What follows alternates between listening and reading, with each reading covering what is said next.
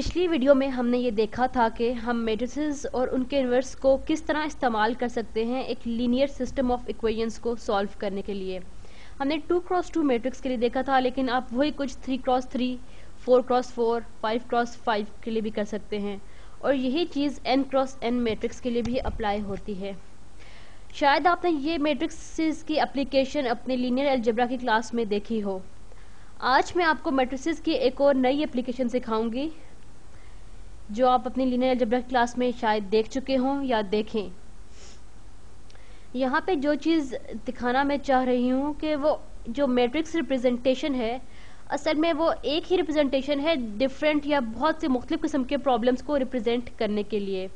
यानी हम एक ही मैट्रिक्स रिप्रेजेंटेशन से हज़ारों तरह के मुख्तलिफ प्रॉब्लम्स को रिप्रेजेंट कर सकते हैं, और यही मैट्रिसेस की खूबसूरती है और यही मैट्रिसेस की अफादियत है। चलिए अब मैं ज़्यादा टाइम वेस्ट नहीं करती और डायरेक्टली काम स्टार्ट करती हूँ। फर्ज कीजिए मेरे पास एक वेक्टर है ए,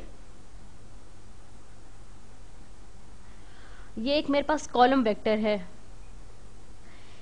ये मेरे पास एक कॉलम वेक्टर ए है जिसको मैं यूं लिखूंगी, वेक्टर ए है 3, -6,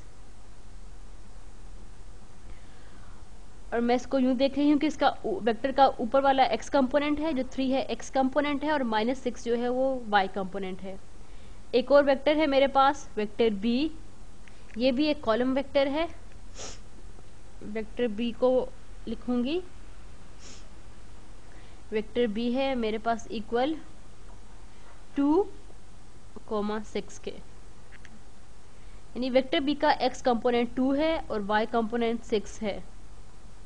अब मेरा मकसद ये है, मैं ये जानना चाहती हूँ कि क्या वेक्टर a और b का कोई इस तरह का कॉम्बिनेशन है, जैसे 5 times vector a plus 3 times vector b, या 10 times vector a plus 6 times vector b। क्या कोई इस तरह का कॉम्बिनेशन वेक्टर a और b का है जो मुझे जवाब में वेक्टर c दे दे? और मेरे पास c वेक्टर जो मौजूद है वो है 7 और 6।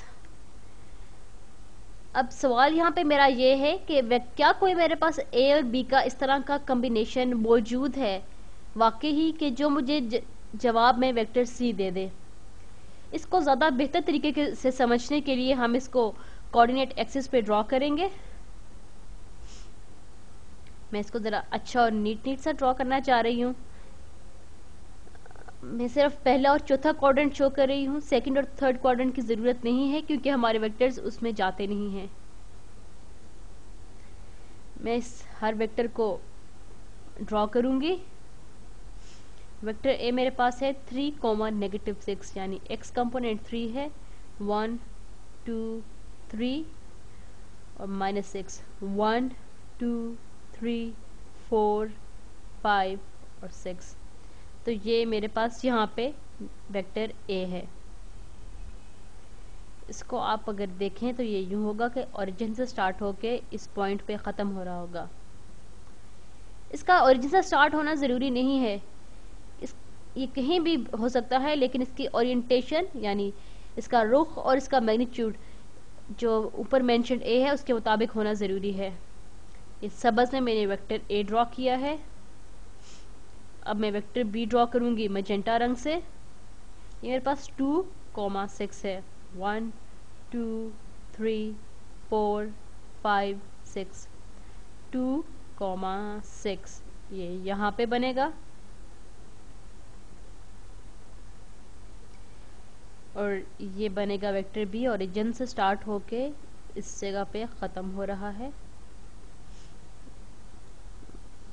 इसके आगे मैं एरो हेड लगा दूं। ये मेरा वेक्टर बी बन गया। वेक्टर ए का भी मैं लिख दूं, ये वेक्टर ए है सबज रंग में। अब मैं कोई इस तरह का कॉम्बिनेशन वेक्टर ए और बी का लेना चाहती हूँ जो मुझे जवाब में वेक्टर सी दे दे। अब मैं वेक्टर सी ड्रॉ करूंगी, 3, 4, 5, 6, 7, 7,6, 7,6 इस जगह पे बन रहा है, और ये मेरे वेक्टर सी का लोकेशन है। वेक्टर सी यहाँ पे पहुंचता है, वेक्टर सी बनता है ये नीले में मेरा वेक्टर सी बन गया। अब हमारा असली सवाल क्या था, यानी वेक्टर ए का कोई भी मल्टीपल में वेक्टर बी में ऐड या सब्ट्रैक्ट करूंगी और मेरे पास जवाब में वेक्टर सी आना चाहिए। अब हम ये एज्यूम करते हैं कि ए का जो हमारे पास मल्टीपल है वो x है और बी का मल्टीपल है वो y है, और वो ये x और y x a का मल्टीपल और y b का मल्टीपल आप इसमें जमा होके मुझे वेक्टर c देते हैं, यानी vector a into x plus vector b into y is equal to vector c। यहाँ पे इस बात का आप ध्यान रखें कि x और y मेरे पास स्केलर क्वांटिटीज हैं, और ये भी हो सकता है कि मेरे पास कोई भी a और b का ऐसा कॉम्बिनेशन ना हो जो वेक्टर c देता हो, लेकिन ट्राई करने में क्या हर्ज है, हम ढूंढने की कोशिश तो करते हैं। मेरा वेक्टर a है 3 minus 6 times x plus vector b which is 2 और 6, और y हमें ये बताता है कि वेक्टर b हम कितना कंट्रीब्यूट कर रहे हैं c में। वेक्टर c बन जाएगा 7,6। आप देखिए कि ये जो मेरे पास इक्वेशन बन गई है या ये जो प्रॉब्लम बन गया है, ये इस चीज़ पे बेस है कि हम मैट्रिक्स मल्टीप्लिकेशन को किस तरह से डिफाइन करते हैं। इसको हम मैट्रिक्स मल्टीप्लिकेशन में भी लिख सकते हैं। नहीं, मेरे पास मैट्रिक्स है 3 माइनस 6 2 और 6 टाइम्स x और y is equal to 7 and 6। अब इसको देखिए, अब आपको ये तो पता है कि मैट्रिक्स मल्टीप्लिकेशन किस तरह की जाती है, यानी ये इससे ये बनता है 3 times x plus 2 times y मेरे पास बन जाता है 7 के equal. 3 times x plus 2 times y is equal to 7, ये हमारे मैट्रिक्स मल्टीप्लिकेशन का रूल है, और यही चीज़ ऊपर है 3 times x plus 2 times y is equal to 7। यहाँ पे x और y जो हैं सिर्फ एक स्केलर नंबर्स हैं, इसलिए जब यही चीज़ हम नीचे मैट्रिक्स मल्टीप्लिकेशन में लाते हैं तो हमारे पास वही चीज़ बनती है -6 times x plus 6 times y is equal to 6। ऊपर भी यही चीज़ है -6 times x plus 6 times y is equal to 6, और x और y यहाँ पे सिर्फ नंबर्स ही तो हैं। आप देख सकते हैं कि ऊपर वाला प्रॉब्लम जो है वो बिल्कुल वही चीज़ है जो नीचे वाला प्रॉब्लम है, और आपको ये बात भी दिलचस्प लग रही होगी अगर आपने पिछली वीडियो देखी है कि ये जो मेरे पास नीचे वाले मैट्रिक्स है ये वही प्रॉब्लम है को रिप्रेजेंट कर रही है जो मैंने पिछले मैट्रिक्स में इस्तेमाल की थी, जिसमें मैं दो लाइंस का इंटरसेक्शन पॉइंट ढूंढ रही थी, यानी मैं वो पॉइंट ढूंढ रही थी जहाँ पे दो लाइंस आपस में एक दूसरे को काटती हैं। मेरा वहाँ पे प्रॉब्लम था 3x plus 2y is equal to 7, minus 6x plus 6y is equal to 6। यहाँ पे मैं इंटरसेक्शन ढूंढ रही थी, और यहाँ पे मैं एक बिल्कुल मुख्तलिफ प्रॉब्लम कर रही हूँ जिसमें मैं मैट्रिक्स A और B का इस तरह का कम्बिनेशन ढूंढना चाह रही हूँ जो आपस में जमा होकर मुझे मैट्रिक्स C दे दे, वेक्टर C दे दे। और अब आप देख रहे हैं कि मेरे पास बन वही प्रॉब्लम गया है जो पिछली वीडियो में भी मैंने सॉल्व किया था, यानी कि इन दोनों प्रॉब्लम्स का जवाब मेरे पास एक ही जैसा आएगा। अब इसके लिए हम A इनवर्स फाइंड करेंगे।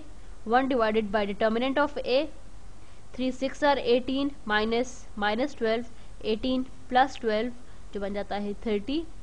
अब आगे एडजुकेट ऑफ A लेंगे, 3 और 6 को स्वैप कर देंगे, 2 और -6 के साइन चेंज कर देंगे।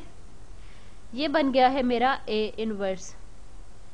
अब मैंने इसे x और y के लिए सॉल्व करना है, इसलिए मैं अपने मैट्रिक्स इक्वेशन की दोनों साइड्स को A इनवर्स से मल्टीप्लाई करूंगी।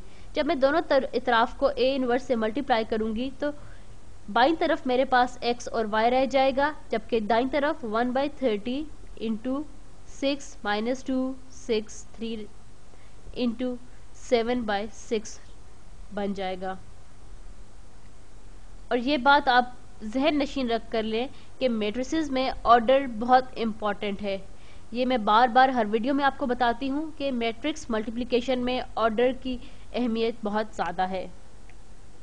ये किस चीज़ के इक्वल है? ये बन जाता है 1/30 इंटू 6 टाइम्स 7 42 माइनस 12 30, 6 टाइम्स 7 42 और प्लस 3 6 और 18 60। ये बन जाता है 1 और 2 के इक्वल। तो अब ये हमारे पास क्या बन गया? 1 और 2। ये हमें ये बताता है कि अगर वेक्टर ए का हमारे पास 1 और 2 टाइम्स वेक्टर बी हो तो ये दोनों मिलकर हमें वेक्टर सी दे देंगे। यानी 1 times vector A plus 2 times vector B is equal to vector C. तो हमने ए और बी का वो लीनियर कॉम्बिनेशन ढूंढ लिया जो हमें वेक्टर सी देता है। अब हम वेक्टर ए और बी को विजुअली ड्रॉ करके देखेंगे कि वाकई ही हमारा जवाब यही आता है। वेक्टर ए तो मेरे पास 1 टाइम्स में पहले ड्रॉ हुआ है। अब मैं वेक्टर बी ड्रॉ करती हूँ। 1 टाइम्स वेक्टर बी, ठहरे जरा मुझे कैलकुलेशंस कर लेने दीजिए। 1 2 3, एक सेकेंड, 1 2 3 और वेक्टर बी 2 और जाता है 1 2 3 4 5 6। ठीक है, ये यूं बन जाएगा। ये वेक्टर बी है। अब हम एक और, क्योंकि हमें 2 टाइम्स वेक्टर बी चाहिए तो इसलिए एक और वेक्टर बी हम ऐड करेंगे। ओह, ये तो मैंने टेढ़ा ड्रॉ कर दिया है, थोड़ा नीटली ड्रॉ करूंगी आपके लिए। अब मैं एक और वेक्टर बी ऐड कर रही हूँ और ये देखिए मैं सी तक पहुंच गई। ये 2 मैंने वेक्टर बी ऐड किए हैं तो इसका मतलब है 2 टाइम्स वेक्टर बी। अब ये आपको मैंने ग्राफ पे भी शो कर दिया है कि अगर a प्लस 2 टाइम्स b आप करें तो आपको वेक्टर c ही मिलता है। इस वीडियो का असल मकसद ये था कि आपको ये बताया जाए कि मैट्रिक्स रिप्रेजेंटेशन एक ही होती है लेकिन ये हज़ारों तरह के मुख्तलिफ प्रॉब्लम्स को रिप्रेजेंट कर सकती है। पिछले वाले प्रॉब्लम में हमने ये ढूंढना था कि वो कौन से ऐसी पॉइंट हैं जहाँ पे मेरे पास 2 मुख्तलिफ लाइनें आपस में एक दूसरे को इंटरसेक्ट करती हैं या काटती हैं, और इसलिए मैंने ए और बी का लीनियर कॉम्बिनेशन ढूंढना था जो मुझे वेक्टर सी दे दे। और देखिए दोनों मेरे पास एक ही जवाब दे रहे हैं। और आपको इसीलिए ये कहा जाता है कि मैथ्स एक बहुत ही इंटरेस्टिंग सब्जेक्ट है जिसमें हम लोग कुछ फंडामेंटल ट्रूथ्स को एक्सप्लोर करते हैं जो इंसानी परसेप्शन से बहुत आगे होते हैं।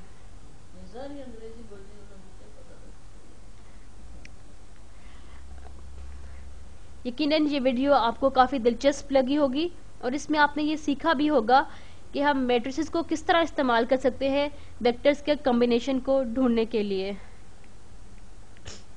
और ये मैट्रिसेस की एक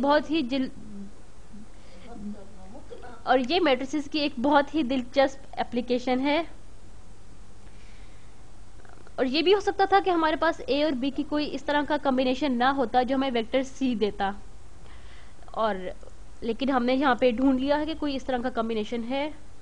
और मेरे पास वो सारे कॉम्बिनेशंस वेक्टर ए और बी के जो मुझे मुख्तलिफ नंबर्स देते हैं या वेक्टर सी देते हैं, या मैं जितना भी वेक्टर्स ले सकती हूँ ए और बी के लीनियर कॉम्बिनेशन लेकर, वो ए और बी की वेक्टर स्पेस कहलाएंगे। या हम ये चीज़ें आगे लीनियर अलजेब्रा में और करेंगे। यहाँ पे हम 2 डायमेंशनल की बात कर रहे हैं, लेकिन आप 3 डायमेंशनल, 4 डायमेंशनल, बल्कि n डायमेंशनल वेक्टर्स पे भी जा सकते हैं। अब मैं आपको ज़्यादा कंफ्यूज नहीं करना चाहती। चलिए अगली वीडियो में मिलते हैं।